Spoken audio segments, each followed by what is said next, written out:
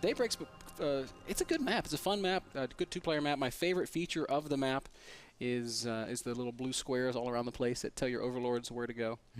I love those quite a bit. Yep. We would tell you guys where the players are spawning and what's going on. Now we can see it. Man, would you consider that cheating? That he's not wearing that Slayer's jacket? Everybody knows it gives you extra power. Yeah, I think we have to explain this a little bit. After I introduce the players. Okay, sure. Or do you want to do it? I think you should do it. Okay, okay. Spawning in the top right-hand position, the Zerg player representing Infinity 7. It is CrazymoviNG. You know what I like? Is that a cool voice? I liked it, but you know what I think is really cool? When people are having like an online cast, and then they have like this moment of silence afterwards, like they're waiting for the crowd to cheer, but it's an online cast. We'll do that for Ryung. Yes. Okay. And down in the bottom left-hand corner, the red Terran, who has discarded the famous jacket. Again, spawning in the bottom left, it is Ryung. We got one fan in the house. Woo!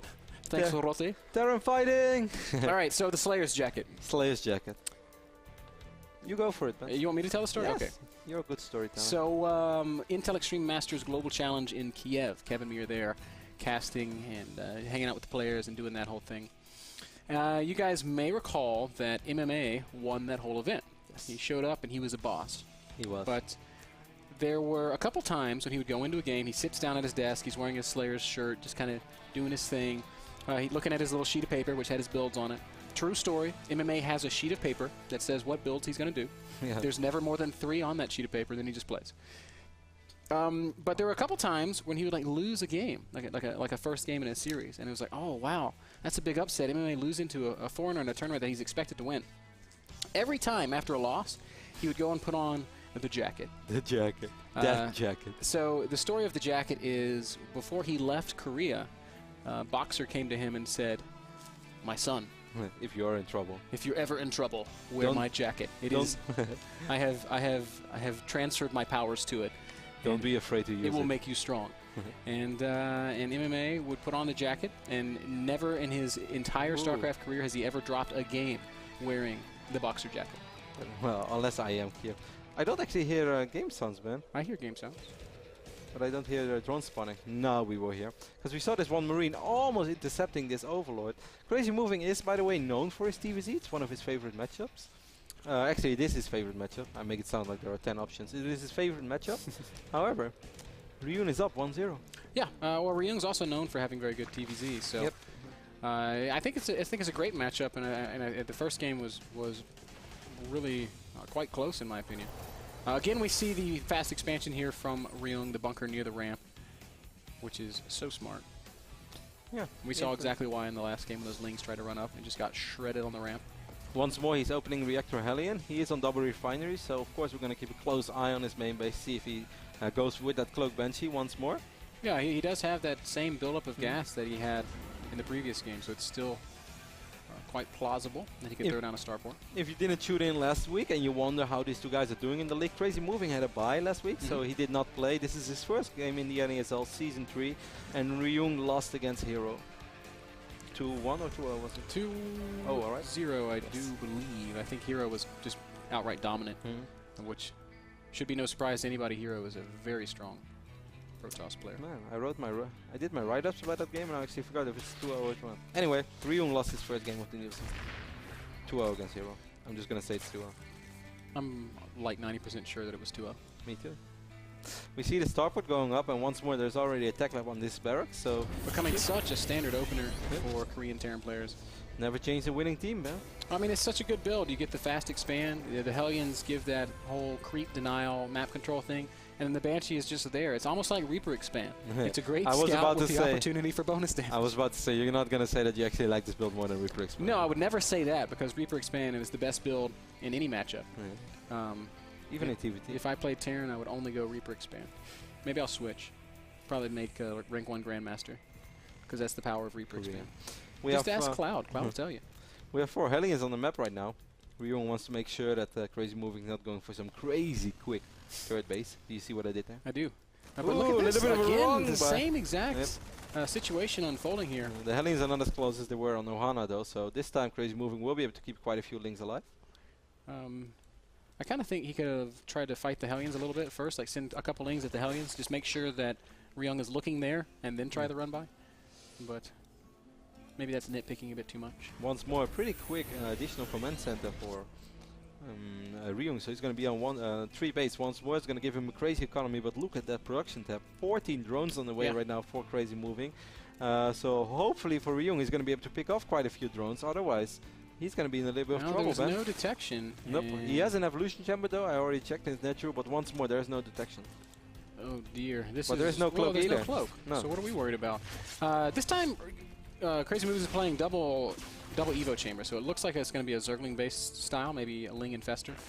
It's not, it's not impossible for him to go play Mutas here, but I actually don't like where he's going right now with his Banshee, because you could already say he's a little bit trapped. If the queen positions here. Hotel California, you can never leave. Except the Banshee's just going to fly right out the top. Yeah, okay, because there is no queen there right now. Yeah. Ooh, queen is going to get a few hits up. That's what I meant, by the way, guys. And if the Banshee would have been lower on HP, he would have been even more trouble. If Spore Crawler there, he would have never gotten out. As you said, Ben, the infestation pit is going down. Burrow being resourced as well, so we might see some crazy Baneling burrows, and I love that, man. It's my favorite in TVC. Could be that. It could also just be some sneaky infestors. There is no Baneling nest after all. That is true.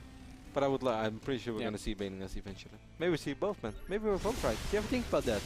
Instead of being so selfish, I want to be right alone. I'm not trying to be selfish, bro. I mean, you can be right too. I know, bro. Just doing your job. Ooh, Hellion's gonna give some chase, but the Hellions are being microed pretty well. If they get a never mind. One Hellion will get picked off. Oh, look at those queens. Wow. Quite ballsy. These are some bold queens, one where no queen has gone before. Off creep. Giving chase. Are they gonna get a Banshee? Wow. Looks like no. He did pick off 2 additional Hellions, so I like that.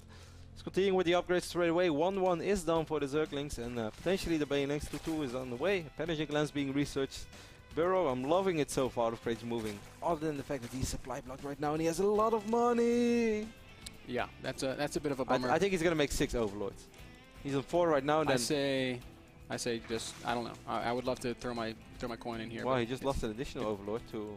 Oh, there's 5. 6. Give me 6. 8. $1, Bob. Not bad. 8 Overlords is the magic number. One thing that CrazymoviNG is lacking a bit is the creep spread. The Hellions did a good job of denying that early on. I love this single Viking, by the way, always from It's especially good against Infestor styles. Makes perfect sense. Yeah, of course, because with Infestor styles, it's going to be a lot harder to control the skies, and you're much more susceptible for drops. However, if you're Stefano, you just have some sixth sense where you always know where the Terran is going to drop. Stefano has sensor towers. Yes. It's pretty unfair. But yeah, of course, Vikings make it so much Overlords make it in general so much easier to spot drops. However, if there's a single Viking, that's not going to work.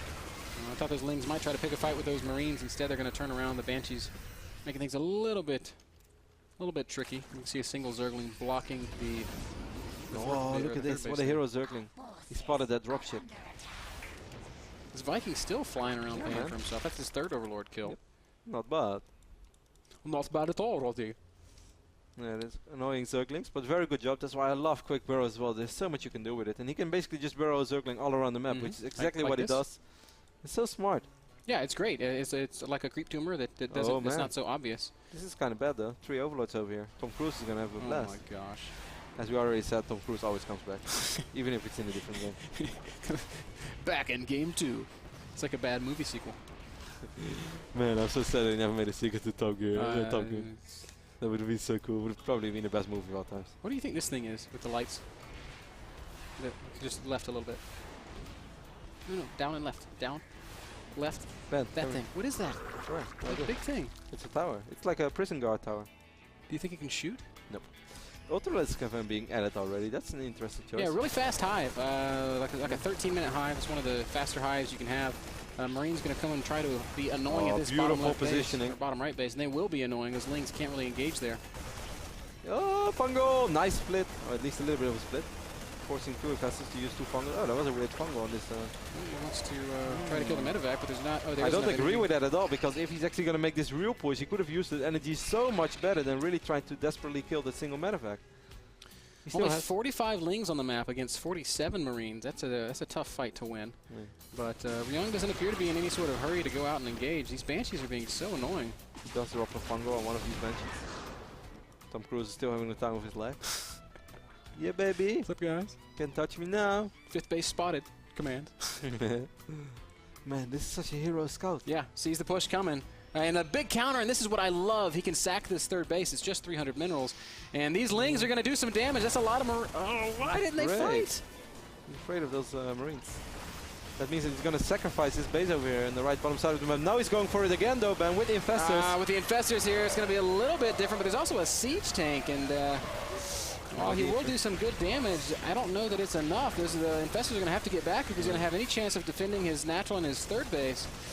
Maybe misplayed a little bit by CrazymoviNG. Ryung is definitely taking control right now. Yep, he's dealing so much damage. Took out this base pretty much in the middle of the map, despite not killing the edge yet. CrazymoviNG is going to try to make a stand. Stream in, and is actually very close. Infestor comes. Doesn't get the fungal down. The Banshee shoots it down. Great play by Ryung. One ultra on the map. No, it's just not enough. GG by CrazymoviNG, and that is -1 prediction point for Bitter. Everything comes a little too late. Ryung takes the series 2-0. I'm not sure how I feel about that game. I mean, Ryung played it pretty brilliantly. The Banshees were all-stars there, flying around. Yeah, I like that he never really sacrificed the Banshees. Often you see a Terran opening, it's like, all right, 4 drone kills, now let's get 6 and lose my Banshee. Now instead he had the Banshees all along. So despite CrazymoviNG having a great scout with those burrowed Zerglings, I think Ryung had a great scout as well, just being active with his Banshees. And I loved how many Overlords he picked off with Tom Cruise. You're right. You're right. And those are the kind of things that are a little bit harder to deal with Infestor styles. Banshees are a little bit more annoying. Vikings are a little bit more annoying. And CrazymoviNG just didn't make the proper steps to make sure that he didn't take big damage. His creep spread wasn't that good. His queens weren't that active. He never built spore crawlers anywhere. And the only counter he really made didn't work out. Right, and I swear I feel like if he'd just gone the first time that he could have surrounded and killed those Marines. I agree. But because the tank wasn't siege on that moment either, make it so much easier.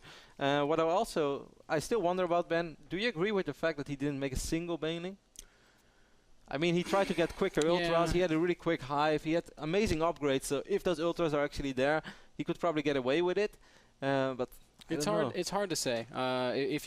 Just like you pointed out, if he went for the Banelings, he wouldn't have been able to get a super fast hive. That tech wouldn't have come, but the tech didn't help. No. So maybe you should have got the Banelings.